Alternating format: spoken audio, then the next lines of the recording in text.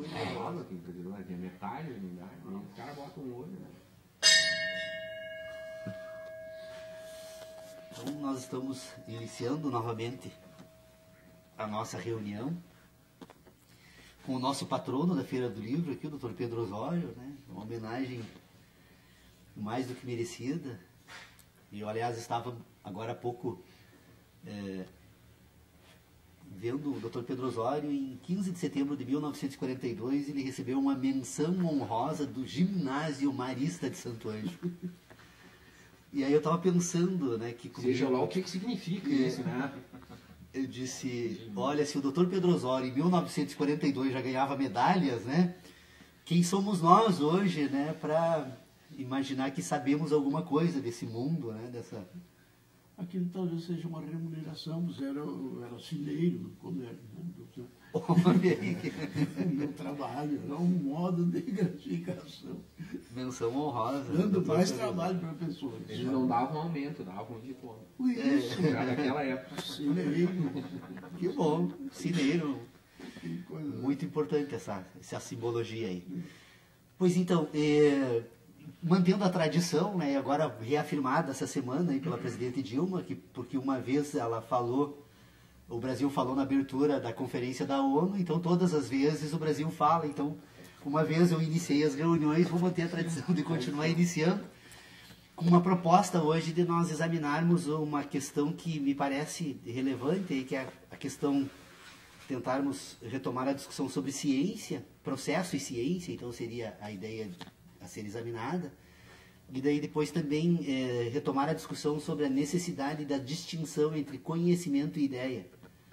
O quanto mais as pessoas tentam me convencer que eu estou errado, mais eu me convenço que eu estou certo com relação a isso. E eu acho que é realmente uma discussão interessante, que a gente precisa tentar verificar uma outra possibilidade de organizar aquilo que nós denominamos, então, de sistema de conhecimentos, né, compostos, então, obviamente, que acabam produzindo no final de todo esse sistema, um sistema de inteligência. Essa semana eu acabei concluindo aquele escrito que eu vinha ensaiando já há bastante tempo, com algumas modificações e sobre, especialmente retirada de algumas partes do conteúdo e acrescentando outras. Então eu retomei essa reflexão sobre a questão da ciência. O que nós poderíamos tomar por ciência? De tal importância do seu texto, eu li 3 vezes o texto. Ah, que bom. Não, eu entendi, entendeu? Não era por isso. Eu quero deixar claro que não é aquilo lá ali pra... Eu posso te assegurar que eu trato isso como um elogio, porque eu li 200 vezes a introdução da Crítica da Razão Pura e ainda imagino que seja possível ler novamente, né? Então tu tá bem, né? Porque tô tu bem. É um contemporâneo e o Kant, há quanto tempo tu leu 200, mas quanto tempo o Kant já existiu antes de ti? É verdade, é verdade. Não, que bom. E tu existindo já li 3. Então, a questão que eu estava examinando sobre a questão da ciência, na verdade, o que nós precisamos tomar, então, para tentar pôr em ordem essa discussão? Primeiro, é necessário reconhecer a existência no sistema de inteligência de 2 âmbitos distintos. Nesse sistema de inteligência nós temos um âmbito, então, que é de sentidos, que é de sensações, e nós temos um âmbito que é de ideias, que são relações. Quando eu trabalho, então, com esses 2 âmbitos, que eu digo, então, que é preciso separar o âmbito das sensações com o das relações, vamos tirar a palavra ideia, então, para trabalhar com uma outra possibilidade de tratamento desse tema. Então, quando eu vou, então, organizar a ideia de ciência, o que eu preciso, em primeiro lugar? Bom, neste sistema, se eu tenho um sistema de sensações e outro de relações ou de ideias, todos nós aqui já concordamos, até porque, e até eu fiz questão de colocar nesse texto que escrevi, essa passagem da Crítica da Razão Pura de Kant, que todos os nossos conhecimentos têm origem na experiência. Essas experiências também me parece que nós já chegamos a uma conclusão aqui, que elas são constituídas por sensações. As sensações que produzem, então, impressões, por sua vez, constituem experiências. Então, nós temos aqui já uma certa ordem para começar o exame. Se todos os conhecimentos começam pelas sensações, é o primeiro que precisa, então, ser apartado nesse sistema. Então, ciência, eu poderia dizer, então, que a primeira definição que eu posso tomar, então, sobre ciência é de que é necessário uma ciência das sensações. Ciência das sensações. Como se faz isso, ainda não estamos examinando. Ciência das sensações. Bom, se as sensações que produzem experiências podem constituir-se, então, como ciência, o segundo momento agora, neste outro sistema de inteligência, que é o das relações, então, porque ele produz relacionamentos, então agora eu preciso constituir uma ciência das relações ou das ideias das sensações.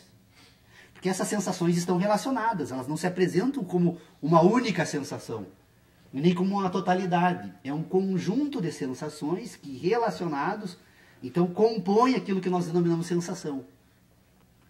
A minha fala aqui, ela se apresenta enquanto sensação, mas ela é um conjunto de relacionamentos de diferentes frequências sonoras. Por isso que diferenciamos uma expressão fonética da outra, porque a distinção de frequências que esta expressão fenomênica se apresenta permite, então, agora, reunindo esse conjunto de sensações sonoras, produzir, então, significados, que são associações de diferentes frequências sonoras. Então, percebam, então, que nós temos a sensação não como uma totalidade e não como um único ato, mas como um conjunto de acontecimentos que estão relacionados. Então, este sistema de relacionamentos, então o sistema, por isso eu vou usar também como sinônimo de ideia a palavra relação, relações de sensações, é o que constitui, então, o primeiro momento de passagem da ciência das sensações para a ciência das ideias. Então, primeiro, então, eu tenho a ciência das sensações. Eu tenho as ciências das ideias das sensações, ou ciência das relações das sensações.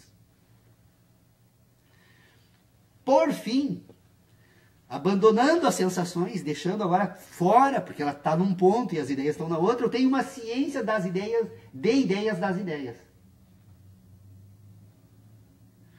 Numa ponta são só relações, noutra ponta são só sensações. Ligando essas duas, a palavra ponta não é a mais adequada, mas como nós pensamos dessa forma, vamos utilizá-la por empréstimo da natureza, né?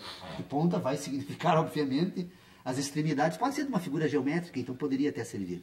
Mas então nós estamos num âmbito completamente isolado, um sistema de relacionamentos. Nós temos num outro âmbito completamente isolado, um sistema de sensações. E nós temos, ligando esses dois âmbitos agora, um sistema que relaciona sensações e ideias. Percebam, então, que nós transitamos do mundo das experiências para o mundo das ideias, passando, então, num determinado momento em que esses dois âmbitos se reúnem para compor o quê? Compor a razão humana. A razão humana é um conjunto de relacionamentos que as sensações produzem num sistema de ideias. Bom dia, seja bem-vindo. Fique à vontade, pode sentar aqui, ó, junto conosco. Então, a razão humana é um sistema de relacionamentos constituídos pela associação das sensações com as ideias.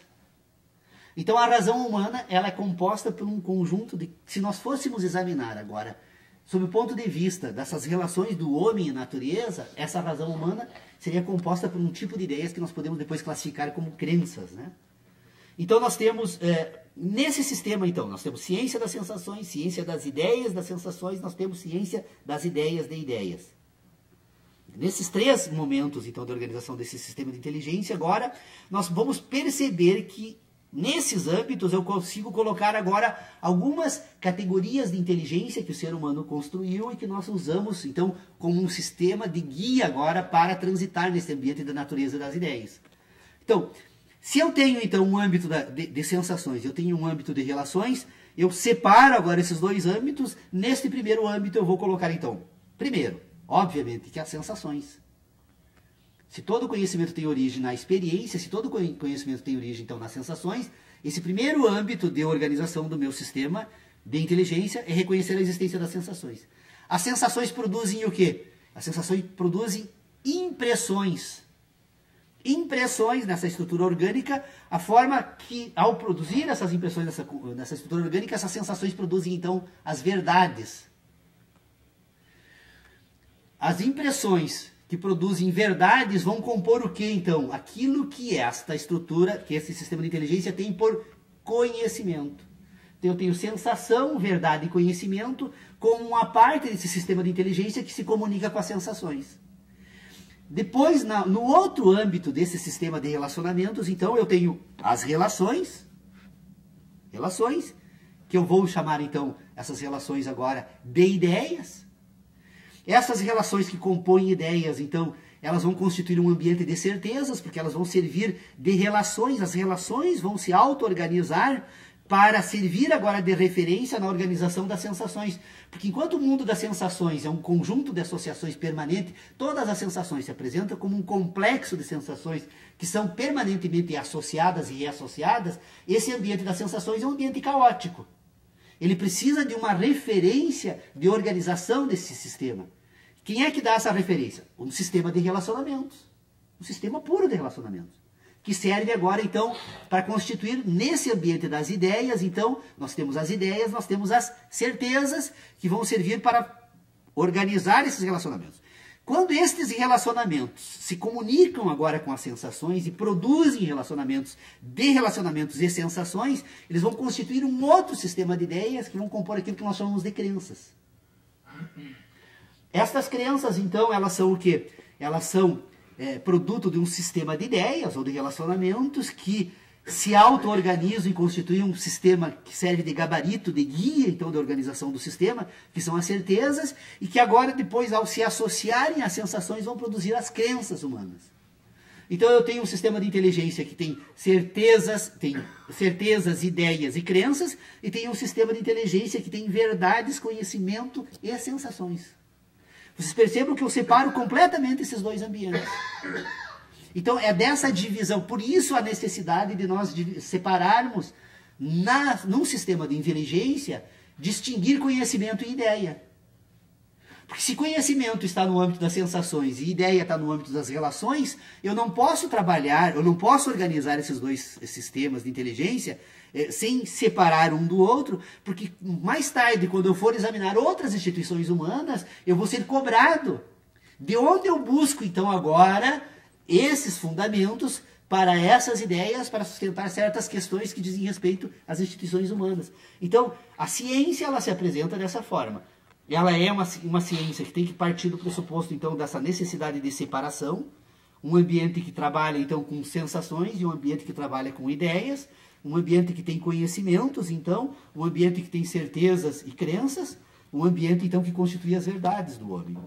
As verdades humanas são o quê? As verdades são individuais, porque como produto das sensações, elas se apresentam como relacionamentos das sensações nessa estrutura orgânica que vai desenvolver agora, ao final e ao cabo, aquilo que nós denominamos de homem. O homem é o quê? O homem é um conjunto de relacionamentos produzidos pelas sensações, que associados agora a um sistema de relacionamentos, que são as ideias, ela vai constituir o quê? Vai constituir aquilo que nós denominamos, então, de razão humana. E dentro desse ambiente que nós denominamos de razão humana, a ciência, então, agora, organizando uma parte desses sistemas de relacionamentos entre ideias e conhecimentos, ela vai produzir aquilo que nós chamamos, então, de ciência da natureza, ciências humanas, ciências das ideias. Ou seja, nós vamos separar determinados âmbitos de conhecimento para, a partir daí, então, produzir aquilo que nós denominamos de ciência. Então, essa ciência, ela se apresenta como, de que forma? Primeiro, a ciência, ela tem uma matéria e a ciência tem uma forma. A matéria da ciência são as sensações. A forma da ciência são as relações. Então, aquilo que eu chamo de estrutura formal da ciência são o sistema de relacionamento produzido por aquilo que nós denominamos de conhecimento humano, das sensações que compõem a matéria do conhecimento.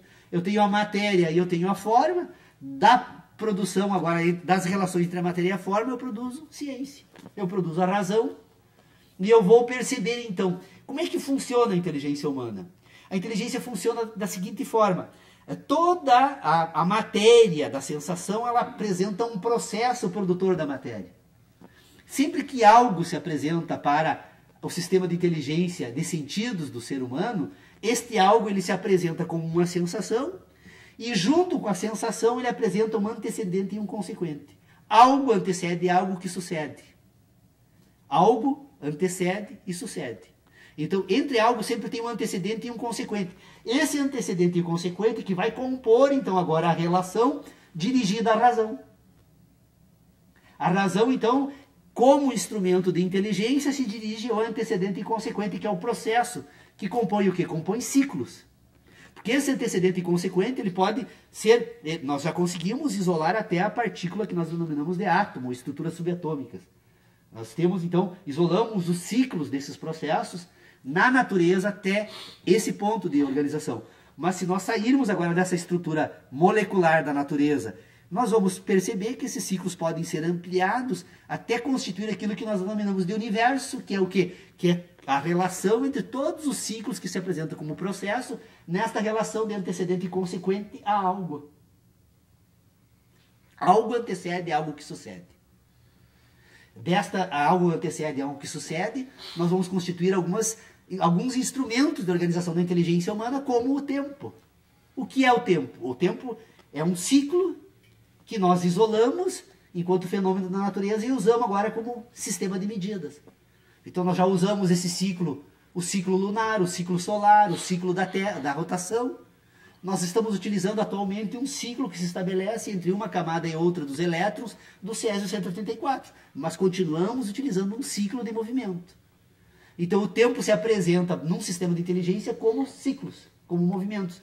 E este ciclo é aquele que compõe o ciclo mais longo que nós temos aqui da vida humana, composta pela experiência do Dr. Pedro Osório de existência, em que a concepção dele, né, antecede a um ciclo e que se encerra no final de um outro ciclo. Quer dizer, entre esse antecedente e consequente que nós chamamos de vida, que é o nascimento e a morte, a concepção e a morte, nós temos o quê? Um ciclo, que são processos que compõem a vida.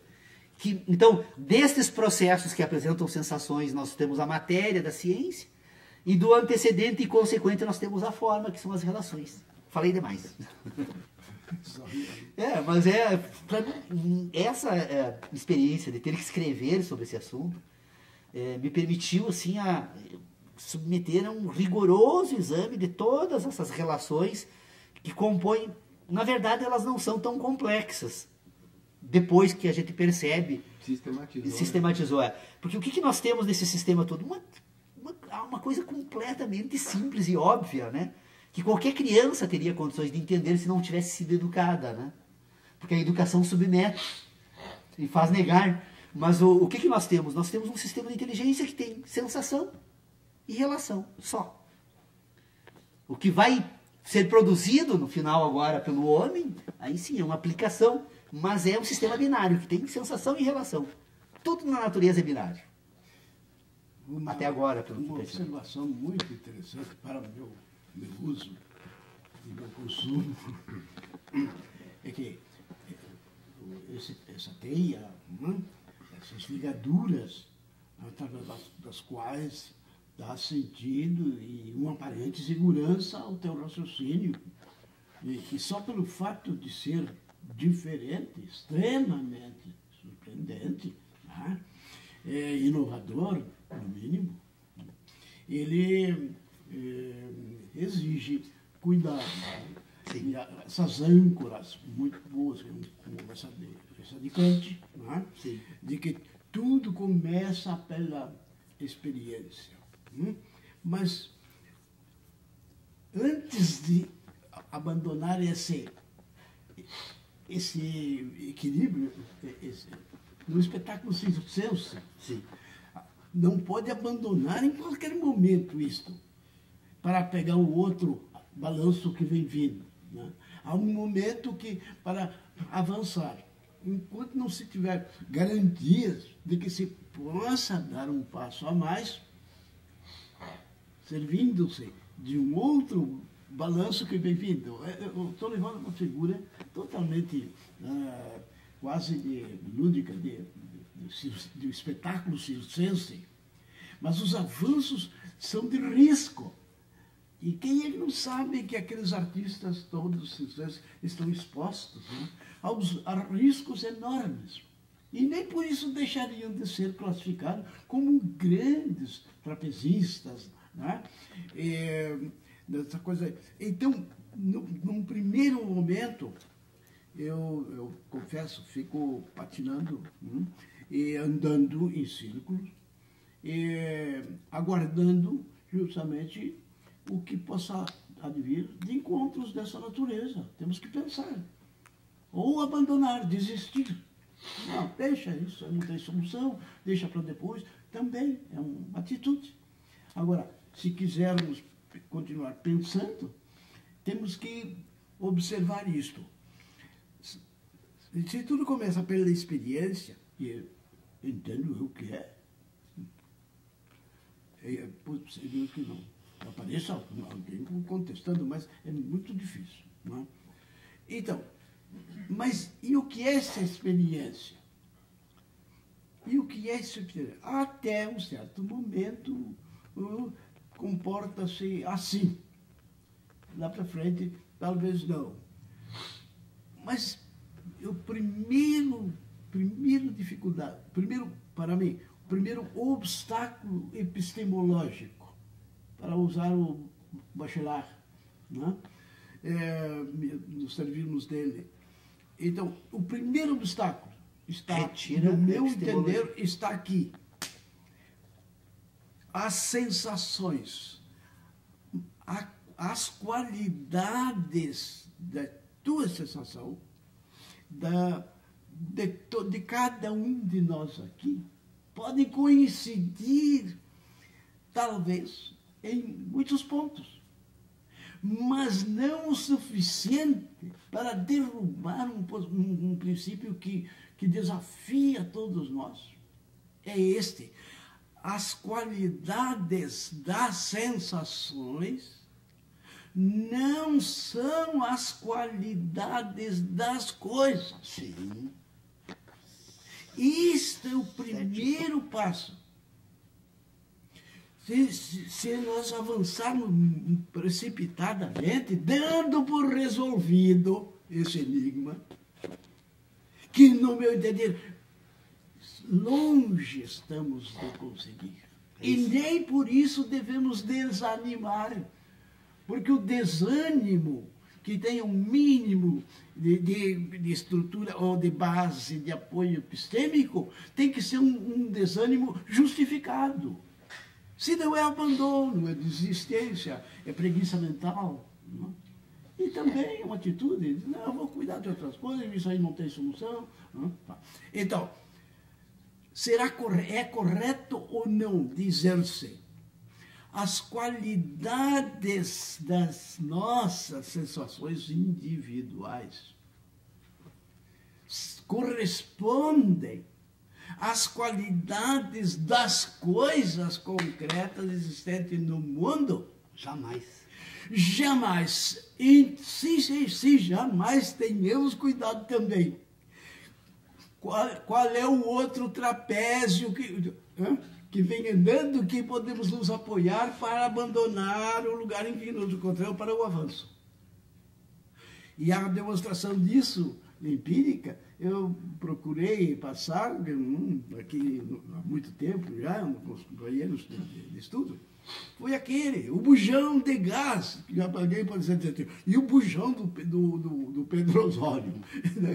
Uma coisa jocosa, para mostrar a brincadeira, era esta. O Lucas avisa, olha aqui um problema, não sei o quê, e nós observamos lá, então um bujão de gás está com o seu pavio de explosão transitando. Ele está evoluindo. E vai explodir. Nós todos falamos, não precisa dizer, olha, tu concorda? Quer fazer uma relação, verificar, será que é perigoso? Não tem nada, e nós sabemos que esses anéis aí estão todos ligados. Então, eu, por ser mais velho, o que eu faço? Eu me jogo debaixo de uma coisa dessas. o nosso irmão aqui diz, isso aí é uma coisa natural, e se tiver que acontecer alguma coisa, eu enfrento essa situação, porque é que vamos fazer? Sair correndo com as mãos na cabeça, não resolve nada. Eu vou ver que eu vou observando isso aí. E cada um de nós adota uma atitude diante daquela eminente que está por ocorrer, desastre, que me chega e atinge pela sensação. E os comportamentos nossos, totalmente diferentes, ou alguns até semelhantes. Então, que causa é essa? E aí entram os que trabalham com mestria em Jung, e não só de Jung, os filósofos mesmo também. As qualidades das sensações não são as qualidades da realidade que lá está. É o bujão que sabe por explodir. Ora, se nós não vencermos com uma certa dose de concordância em parte, se possível, esse momento, temos que dar, e eu não quero dar razão aos céticos. Eu não quero ser cético, eu não posso ser cético, não devo ser cético. Né? No final da sua vida, o senhor não ser violento, desde que eu fico sendo cético. Então, vamos doar para ele toda essa carga de ceticismo, já que ele fica de guardião da depositagem fiel. É que, na verdade, eu estou Não, só um pouquinho. Então, isto tem que ser vencido? Tem. Então, me parece um exagero ao dizer isto, que eu não disse quem sou eu para ter dito uma grandeza dessa, né? Que as qualidades das sensações que te chegam não são as mesmas qualidades que estão lá no bujão. Isso é óbvio que não. Mas será que não são semelhantes, ao menos, em um certo grau que possa dar perigo? Por que cada um se comporta diferentemente? Porque temos aqui uma espécie, não diria de coragem, não é? Pode ser até uma imprudência da parte daquele que fica, nós que não é? Se esse caso acontecesse então, aqui, o risco, agora nós estaríamos protegidos na presença do Fernando Kohler. Possivelmente, num gesto súbito, ele colocaria o dedo na válvula e cessaria o fogo. Altamente preparado para esse momento. E quem é que põe a coleira na onça? Quer dizer, quem é que vai pegar o bicho lá, sabendo que a coisa é rápido, que isso está por acontecer. E entra aí o fator tempo, né? Sim. A sucessão. Sucessão do quê? Da análise que nós estamos fazendo. Deixa eu dar uma participação. Mas, claro, agora eu só coloquei isso. Não, eu quero aproveitar exatamente para não perder esse verbo. Superado esse degrau, podemos avançar para frente sem prejuízo da tua tese. Sim, porque os outros degraus, todos são discutíveis. E para trás, até o que se construiu hoje, é tudo discutível. Nós somos pequeninos demais com relação ao gigantesco enigma. Nós somos conduzidos naturalmente e obrigatoriamente a admitir algo que está no que ele escreveu lá, muito além. Somos criaturas. A criatura tem que admitir um Criador. Não. Eu respeito as opiniões de qualquer pessoa, porque opinião é muito bonito. Mas a causa primeira aristotélica está permanente a nos ensinar. Nós não vamos entrar em preguiça mental. Continuemos pensando, mas não alimentemos a esperança de que vamos dominar. Daí nós vamos culpar o lugar das divindades. Vamos substituir a causa primeira, vamos substituir a existência de um ser criador e ordenador do universo, para colocar em lugar dele quem? Não, por maior que seja o filósofo que apareceu por aqui no planeta, nenhum teve a condição, pelo contrário, fica ali. Daqui para diante não é comigo. E há quem diga que ainda tem visões que diz, é conosco mesmo o problema. Conosco é este problema doméstico, pequenininho, na esfera das nossas relações. Nós somos bebezinhos perante o universo. Não? Estamos aí. Há pouco tempo. Alimentando as nossas irmandades, os nossos gestos, os nossos pontos de convergência, que são muitos e fortíssimos como seres humanos, portanto, criaturas. Criatura? Criador, então, tem. Senão não é criatura. E que criador seria esse que não tivesse criatura, que não tivesse produzido nada? Ou que não tivesse um outro criador. Né? Ou que não tivesse. Se excluirmos, estamos nos excluindo juntos. Então, tudo é o quê?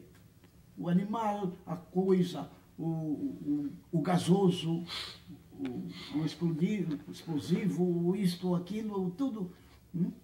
Os gases. O éter, como diriam os... O éter. Né? E tudo isso seria uma só coisa. E é possível, quer dizer, é o gênero das coisas. Ou eternamente. Né? Mas que gênero de coisas somos nós, integrantes, senhores que estão aqui, que tem essa capacidade de sair do grupo para olhar o grupo lá de cima, de fora. Vamos, como o Bachelard recomendou, na Sorbonne, quando ele andava colocando os postes de iluminação, as linhas aéreas de transmissão de energia elétrica, na Sorbonne, os engenheiros vieram, vão conversar com ele. Vieram os filósofos, vieram conversar com ele, com o Gaston Bachelard. E ele, engenheiro. Aí, fala daqui, conversa dali, e ele, com aquela história, e por que não, de outra maneira? Por isso, foi andando. Até que convidaram para que comparecesse no departamento de ciências e atitudes filosóficas. E lhe deram o título de doutorado, com as teses de Bachelard, uma coisa fabulosa. E daí ele disse que todos os pensadores, e aqui eu não recomendo que as pessoas façam isso, Bachelard tinha na sua comunidade condições para dizer uma coisa dessa. Eu não. Tem que tomar um banho de urina de bode. Que diz que é a urina mais repulsiva para poder se tornar um filósofo. O conselho. E deram-lhe o título de doutor. Sim. Isso por quê? Ela Sorbonne. E é bem perto de nós. Mas que coisa! Que coisa contemporânea, né? Doutor, e vamos tomar isso com desânimo? Não, senhor. A gigantesca missão que tem à frente, só o fato de você desembainhar aqui uma espada, diz, vamos agredir o monstro do desconhecimento, do desconhecido, vamos para enfrentar essas trevas, acendendo uma lamparina, que seja. Vamos fazer só um adendo aí em defesa do cético. Em um determinado momento da vida, todos nós somos céticos. Chega um momento que a gente se torna cético, né? Senão a gente não anda para frente, nem para trás, nem para o lado, nem para lado nenhum. Né? Agora, o ceticismo leva a gente para frente. E daí, em defesa do cético, eu vou lhe dizer, o cético não sofre, faz os outros sofrer. Então é um esquizoide. Ele faz os outros sofrer. Mas ele não sofre, ele bota a dúvida mas permanente. Com isso, eu posso... Triunfa, né? Eu não O problema do cético é que ele não tem compromisso com a resposta, né? Não. Se ele coloca a dúvida permanente, ele não tem compromisso com a resposta. Não, mas ele porque vai buscar. Ele nega a possibilidade de não estou dizendo que o cético não seja importante o questionamento, não é isso. Mas a partir do momento em que você não acredita na possibilidade de uma solução, uma resposta, você não tem compromisso com a Tu resposta. tá lendo errado, cético. Não estou lendo errado. Eu acho assim, ó. Porque se o cético duvida, é porque a resposta não foi suficiente para ele. Pode até ser que sim. Talvez seja esse Pode o até grande... ser que sim. Talvez, para mim, na filosofia, os céticos não precisam da resposta, mas é por dúvida nas perguntas. E por isso ele fez a filosofia. O futuro é que fala isso. Sim. O que importa no mundo Ficou não são bonita as essa minha respostas, frase de sim, as improviso aqui, perguntas. né? Ficou bonita, essa aí eu tenho que escrever. Mas aqui, só para levar esse essa papel- Mas deixa eu só aproveitar um não, negócio, você continua. aproveitando Por o favor. professor Dosório aqui, para não perder o que eu ia falar antes. Eu acho que essa dúvida da qualidade das sensações, que eu estava dizendo antes, que eu acho que isso é fundamental realmente, no sistema do Paulo, eu acho que está de certa forma resolvido. Ele separa as chamadas sensações, verdades e conhecimento do que ele chama de relações, ideias, crenças e certezas. A única coisa que eu queria abordar nessa questão, eu acho que por essa forma está resolvido. Ele coloca a verdade como uma coisa individual a partir dessa sensação que é única e que é experiencial de cada um, a partir do fenômeno. A única coisa que eu queria perguntar, e que ele introduziu uma problemática aí nessa discussão, é que toda vez que eu ouço essa comparação entre verdades e certezas, eu fico me discutindo se essa diferença não é meramente retórica. Não. Ou seja, se não é meramente retórica, se eu não estou colocando uma palavra para definir uma coisa e outra para definir outra coisa, e no fundo elas não conseguem criar uma diferença exata. Porque eu não posso negar que, do ponto de vista da ciência como um todo, existem verdades tidas como verdades. Isso que são tidas como verdades, tu chama de certeza, que são aquelas coisas que partem a partir desse conhecimento relacional, seriam as ideias. E eu não sei se eu posso classificar de verdade exclusivamente o que vem da sensação humana, porque ela pode realmente trazer, a partir da sensação, uma noção diferenciada. Por isso que a palavra verdade, quando a gente fala verdade do ponto de vista do conhecimento, do ponto de vista de toda a teoria do conhecimento, do ponto de vista da própria etimologia da palavra, eu não sei se essa diferença que tu criaste, eu entendo a diferença, eu entendo a separação que tu fizeste, porque a verdade seria uma verdade exclusivamente individual, e a certeza seria oriunda das verdades coletivas ou do conjunto de ideias. Não. Certezas não tem sensações, não tem relações. Não tem sensações, mas tem as relações. Sim. Entre as ideias. Sim, por exemplo, a certeza, 2 e 2 é 4, Ela é isso é uma universal, certeza. ela é universal. Qualquer ser humano que for refletir Aí a pergunta que eu faço para ver exatamente, chegou aqui, eu queria perguntar. E por que se 2, 2 ou 4 é uma certeza, por que isso é universal, como diz o Leonardo? E aí eu insisto, será que essa diferença não é meramente retórica? Porque eu não posso chamar isso de verdade também. Porque na verdade ela não tem sensação, porque eu separo sensação e ideia, por isso. Só por Mas isso. então é metodológico. Mas não tem outro método, porque se eu não separar sensação e ideia, se eu não separar esses dois ambientes, eu estarei permanentemente... Porque o grande problema da teoria do conhecimento... É que as palavras, Paulo, deixa eu voltar só para isso, só para essa discussão que eu acho que é Mas não é palavra. Não, mas as palavras, a linguagem, ela classifica as coisas. Né? Sim, as coisas nós temos uma corrente na filosofia que são os nominalistas, que dizem que a coisa mais importante da definição das coisas, do conhecimento, é o nome que se atribui às coisas. Ou seja, os nomes definem as coisas, de certa Quando a forma. episteme dá discurso para a linguagem, ela tem... Não, eu não quero entrar na filosofia da linguagem, mas só para... Não, estou dizendo quando ela dá discurso para a problema linguagem. o problema é que... Por exemplo, quando você usa uma palavra X, ela traz uma bagagem de situações, que não é o termo exato, mas só para tentar entender, que são relacionais com aquela palavra. Então, quando a gente fala verdade, tu tem que explicar o que essa sua verdade identifique. Você já explicou, já entendi. E as suas certezas. Só que eu queria só questionar até que ponto o uso dessas palavras não gera um problema, que seria um problema a ser enfrentado, ser refletido sobre ele, de criar uma distinção meramente retórica. Não é retórica. E aí, por isso que eu insisto que essa necessidade de... O que tu levanta para mim é uma questão primordial para mim, né? O problema... Porque o Paulo escreveu o texto dele lá, me deu lá, né? E até fez uns... eu consigo compreender o que o Paulo escreveu, a forma que ele escreveu, da maneira que ele escreveu, eu discordo de um monte de coisa, mas ao mesmo tempo o que ele escreveu faz sentido. Faz sentido, sim. Certo? Sim, O que tu está colocando aí a uma respeito linha de da linguagem apoio. e do uso epistemológico das palavras, para mim também faz sentido. Mas é uma outra teoria, um outro pensamento, é uma outra forma de tu ver. É que... O uso Mas, olha, que, na só verdade, para aproveitar o raciocínio, um minuto só, Paulo. Eu estou falando isso, sabe por quê? Sim. Porque Eu parte concordo a partir, contigo, concordo com ele. a partir da, tudo isso que eu falei agora, e eu já vinha pensando nisso, toda vez que eu ouço, isso eu estou elaborando já faz umas 3 ou 4 reuniões. Agora, Caiu como uma luva a partir da colocação do Dr. Pedro Osório. só que a entendeu? epistemologia é o seguinte, a palavra tem um significado. É nós que começamos a dar significado diferente para as palavras. Ou Epistemologicamente ela tem um significado, né? De nascimento, de ciência, de compreensão. E daí nós, a partir do uso da linguagem, começamos a dar Porque a significado linguagem não diferente. dá conta de explicar todos os fenômenos. Exato. Né?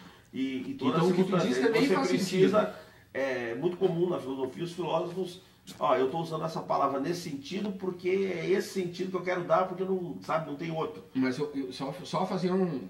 Eu consigo entender o que o Paulo escreveu lá, e aí eu disse que eu ia fazer um elogio pro Paulo, ele gostar, mas no fundo ele gosta. Por exemplo, tu não é um leitor de Platão.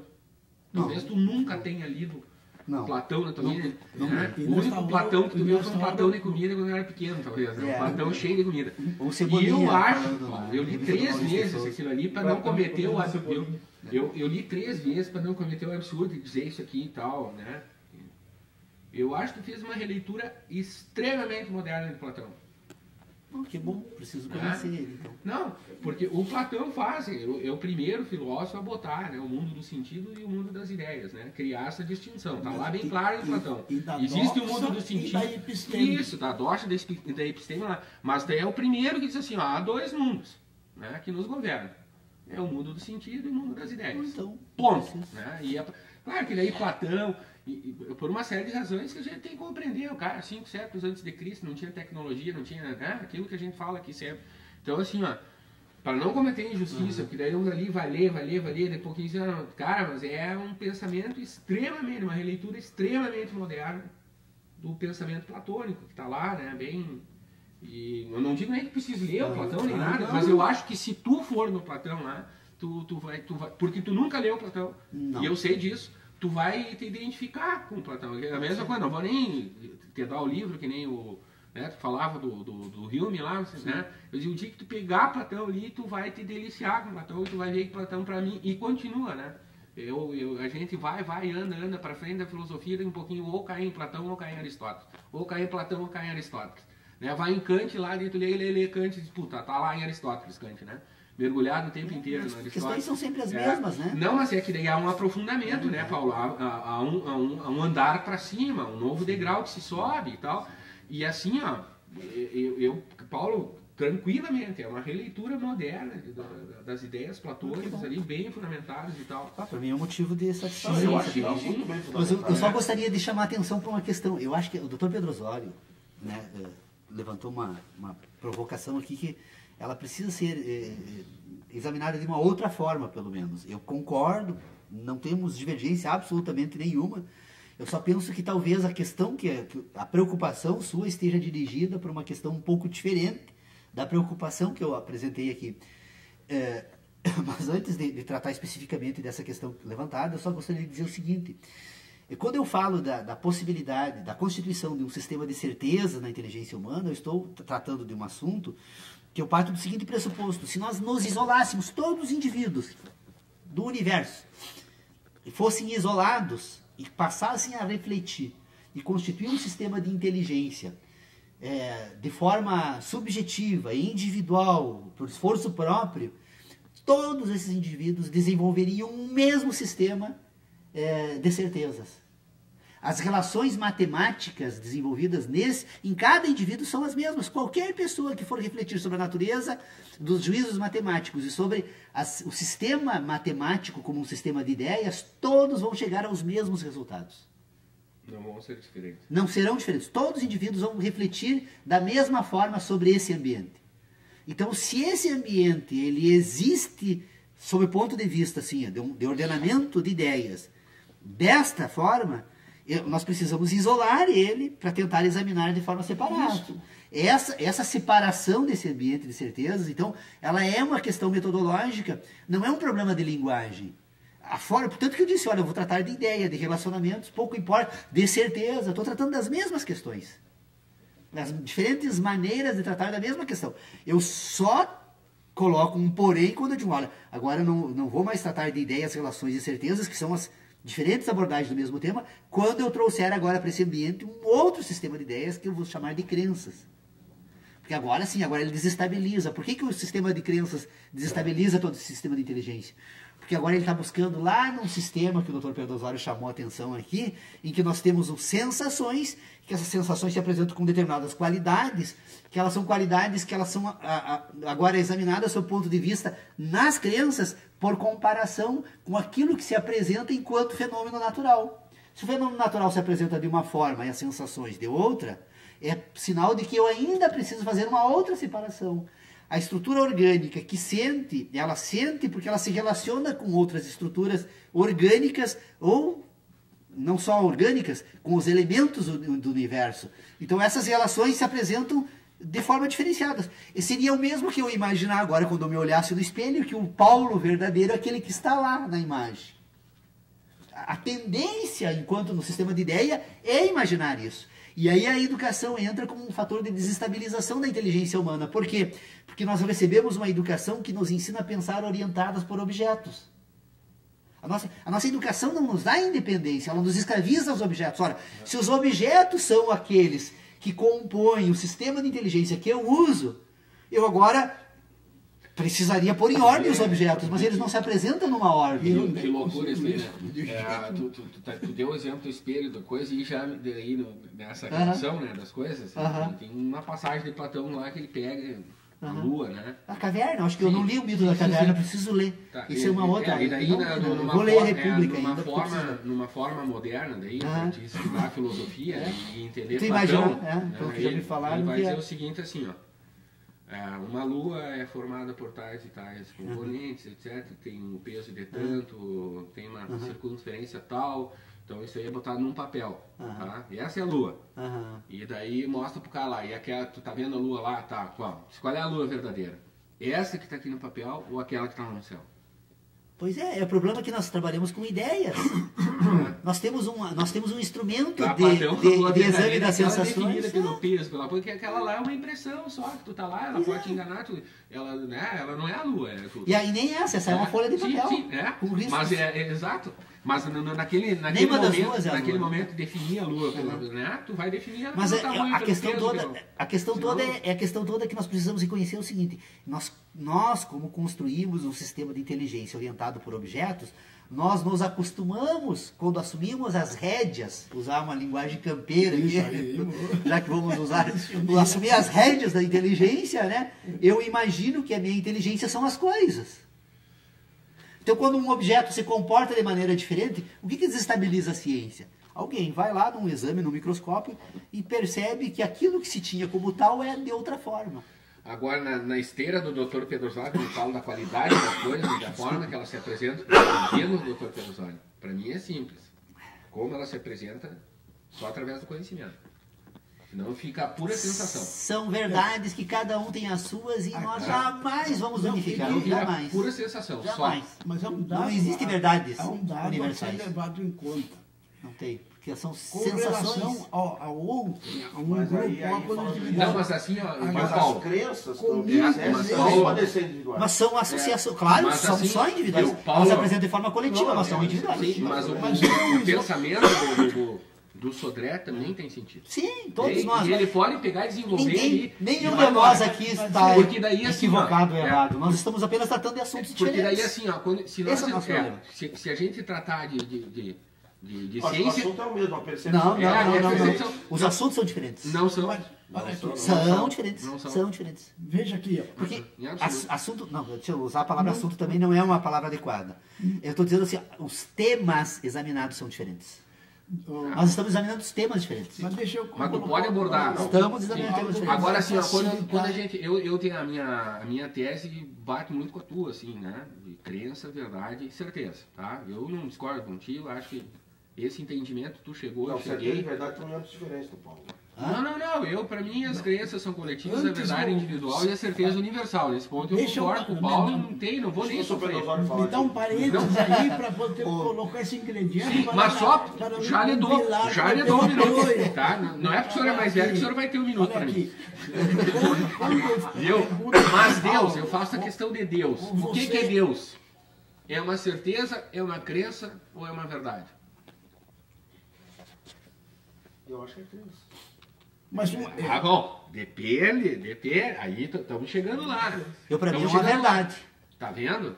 E vai ter quem vai dizer que se Deus é a vida, eu me reconheço vivo, logo Deus é o que compõe a minha existência, a existência de todos os seres vivos, portanto é uma verdade minha. Para mim é uma verdade. Para ti é uma crença. Pois é. Eu acredito, diga-se passagem. Então, eu acredito, mas para mim é uma crença. É uma crença. É uma verdade. Mas uma crença fundada. Sim, e se é uma verdade, ela pode virar uma certeza. Desejo a menos, na minha concepção de Deus, eu só não acreditaria em Deus se eu me ligasse enquanto então era uma crença. Se ele é o que compõe a vida do universo. Mas tu viu que se uma palavra, uma palavra pode motivar, um entendimento pode levar a caminhos diferentes. Então, agora a religião é uma crença. Quando nós pegamos o vizinho para comparar e conversar, o problema se complica. Vamos facilitar. O próprio sujeito cognoscente, ele sozinho. Agora, tu tens que ser coerente contigo mesmo. Sim. Sou, e é mesmo. É verdade. Então, põe dois recipientes aqui. Um aqui com água a 80 graus. E este aqui com água a 32 ou 35. Põe as tuas mãos aí, Pedro. O que tu sentiu aí? Mas aqui está frio e aqui está muito quente. Me deixa tirar minhas mãos daqui, tá? Então troca. A quente é esta, a fria é aquela. Mas o senhor desorganiza as referências. E é contigo mesmo, porque se eu pedir para o Paulo, ele diz, mas eu não entendi o teu discurso. Aqui não, eu tenho que ter entendido o meu. Para mim, o frasco com água quente, típica. Se o senhor repetir muito essa ação, provavelmente o senhor perca a capacidade de identificar onde está a quente e a fria. Se fizer isso numa certa frequência. Provavelmente desorganiza os sentidos. Se os vasos permanecerem com essa temperatura, eu vou adquirir na minha sensibilidade um terceiro dado. Isso que tu está falando. Um terceiro dado nível de temperatura que não é nem este, e nem A e nem B, que está no centro, o aqui. Então, isto é a posição do juízo, do julgamento, de como é mesmo.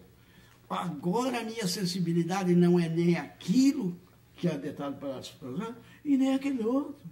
E nem aquela torre que lá está, que é quadrada, que me parece redonda. Então, a visão entrou no meio. E o tato, processo lógico. E vai indo, e daqui a um pouco nós somos indivíduos. O teu caminho é epistemológico. Temos características próprias individuais. E as outras que são do gênero. E outras da pura espécie, homem. Por isso que nós somos semelhantes, não somos iguais. E por isso o discurso do Dr. Paulo é inovador, é tese, sim, doutoral. Porque ela obriga nós todos aqui, não, a patinar para poder descobrir mesmo como é mesmo o iter desta dificuldade. É uma trilha extremamente complexa porque é nova. E nós que somos andantes antigos, eu me coloco nesse lugar. Então, com as experiências das minhas trilhas antigas, eu digo, não toca por aí. Aí vai ter um leito de um rio aí adentro, não vai conseguir passar. Eu acho que mas por quê, Pedro? Porque eu já vim até essa margem, esse rio se desloca nesse sentido e tem um volume de calma caudaloso. Vamos fazer um desafio. A tese do Paulo vai virar doutoral quando tu leu o Platão e tu se afastar um pouquinho mais dele. Mas o Platão... Por enquanto está ali o Platão. O Platão é ele que se afastou de mim. Eu já estava prisioneiro, olhando para o fundo da gruta, Né? E ali, para mim, aquelas imagens eram o que eu conhecia. Eu estava na minha santa ingenuidade, eu estava na minha crença, quase atingindo quando o homem sai da caverna, ele sai da crença. A epistemologia, quase, né? Da individualidade. Mas, nesse sentido, como um prisioneiro. Não é isso? Então, o Platão diz, olha aí, tu está olhando para nada. Tu tem que olhar para ti mesmo, connaître à vous-même. E je ne suis pas Deus, eu não sou Deus, não sou um santo, não sou isso, não sou aquilo. Sou uma criatura aí que... E no criatura já estamos dizendo tudo. E o Paulo sabe que ele também é. E o mito da... Por isso o nosso mestre. Por isso que nós somos semelhantes. Não é da caverna, hoje a não gente é permanece nele, passageiro. Nós somos semelhantes nas carências e na pobreza da nossa sua própria consistência de vida. De perder, por exemplo, todos os seus mais próximos familiares, os seus entes queridos, seus amores, suas recordações. Isso é um desterro. Me faz lembrar o Ovídio,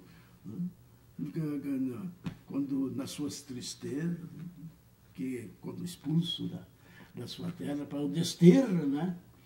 Ele olhou a casa, a sala onde ele vivia, e diz, em cada ângulo há uma saudade, há uma lágrima da sala. Então, que naquele tempo nós não temos que medir como é que é? A menção honrosa. A menção honrosa, eu diria diferente, era para dizer, e eu dizia, e até hoje tenho essa convicção, né? Que o Ovídio, nas suas tristes, né? Então ele disse, na hora da partida, ele olhou e então disse, em omnes ângulos habet lacrima. O senhor que é um curtidor da mitologia, né? Em cada canto da sala tem... O senhor que é um curtidor da mitologia vai perceber que as sensações e a qualidade das sensações está em Homero quando ele se amarra no mastro, né? No mastro, de seus marujos, e não confiar nos seus marujos. Então veja bem que quem se afasta da mitologia não faz filosofia. Não, ele tá lá no mastro. Homero se amarra lá. Essa imagem aí, todo mundo vai sofrer isso mesmo, pesar das sereias lá, né? Isso. Eu digo, mas tudo bem, se eu me amarrar aqui, eu vou sentir o que elas estão cantando e eu não tenho como sair daqui. Então ele teve que aprisionar-se. E se aprisiona para poder se libertar. Se libertar das sensações. Que coisa, um paradoxo. Eu tenho que me aprisionar porque tenho que ter consciência da minha fraqueza. É uma coisa de linguagem que tu tá falando, assim, essa coisa do Homero ali, né? E como a gente se amarra, como a gente se escapa desse do mundo dos sentidos, né? Das coisas que são... nos marujos. Exato, ele amarra, vamos todo mundo se amarrar aí, navio, porque agora vai vir porque uma as sereias coisa vêm aí para nós que vai afetar todos nós da mesma forma, né? E a única forma de nós escapar disso aí é se amarrando no navio aqui. E nós passamos por isso. No Golfo das Sereias. E será que esse Golfo das Sereias não continua a existir? Pois é. E não somos nós, pobres marujos, é o Triângulo das Bermudas. E aí o doutor Paulo vem aqui me convidar para nós fazer uma turnê pelo mundo, um navio, né? A vapor. Né? E eu fico pensando, mas se o Ulisses, que era Ulisses, ou Odisseia, né? Tomou essa cautela, agora vou eu me meter no mar. Então, quando o Homero escreve isso aí, ele está já prenunciando aí pro... Vamos navegar. Que é isso aí, né, Paulo? Em teoria do conhecimento, há uma pesquisa muito interessante, aquela que pergunta qual é a forma da sereia. De onde é que você nunca viu uma sereia? Sim. Lógico. É possível construir. E tu tens na tua cabeça. Por isso que a sereia não se apresenta jamais como verdade. A minha sereia... Falta a sensação. E é o que mais se diz, o canto da sereia. Vira uma coisa fantástica. Mas a crença é uma coisa que você, apesar de você não a ter como sensação, você a tem como uma verdade. Né? Não, daí a definição de crença na filosofia é toda aquela certinho, aquelas fato que você aceita como verdadeiro, independente de realmente ser verdadeiro ou não. E aí a dificuldade do termo, né? É uma verdade que nunca existiu, né? Mas o termo verdade está ali, eu digo. É uma verdade. Por isso que eu digo que... Eu posso dizer que a crença é uma verdade que nunca existiu. Nós poderíamos combinar para a próxima reunião nossa do grupo, quem sabe retomar a discussão sobre ação. O que vocês acham dessa discussão? Eu creio que é um tema bem interessante, classificar a ação humana, porque na verdade, quando nós vamos classificar a ação humana, nós vamos precisar retomar novamente o sistema de relacionamentos que a ação utiliza, porque a ação está no âmbito dos sentidos. Não existe ação e ideias, né? Não se age pensando, se age agindo. Então, ela é agora, porque quando colocarmos a ação no âmbito dos sentidos, nós agora vamos ter que ordenar duas outras ideias, que é o problema da moral e da ética. Então, nós poderíamos trazer para a próxima reunião a questão da ação, moral, ética. Esses 3 pontos. Muito